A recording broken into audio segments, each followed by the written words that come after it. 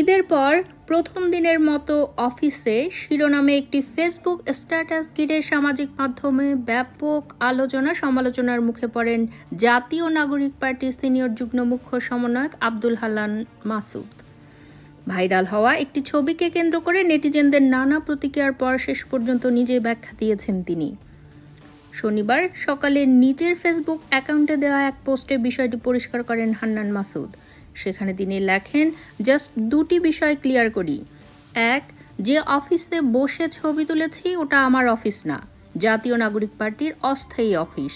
দুই, বন্দরে জাতীয় নাগরিক পার্টির শ্রমিক উইংয়ের যে শ্রমিক কমিটির হয়েছে সে কমিটিতে আমি উপদেষ্টা, বন্দর অথরিটির উপদেষ্টা না। এর আগে 12 এপ্রিল দেয়া একটি পোস্টে তিনি লিখেছিলেন, ঈদ পরবর্তী সময়ে প্রথম দিনের মতো অফিসে আসা এ এক অন্যরকম ভালো লাগা। আগামীর বাংলাদেশ বিনির্মাণে আমাদের এ চলমান সংগ্রাম আপাতত এখান থেকেই পরিচালিত হচ্ছে। এই স্ট্যাটাসের পর অনেকেই ধারণা করেছিলেন তিনি হয়তো কোনো সরকারি বা বন্দর সংশ্লিষ্ট গুরুত্বপূর্ণ পদে আছেন। কেউ কেউ সামাজিক মাধ্যমে বন্দর কর্তৃপক্ষের উপদেষ্টা বলেও আখ্যা দেন, যা নিয়ে মিশ্র প্রতিক্রিয়ার সৃষ্টি হয়।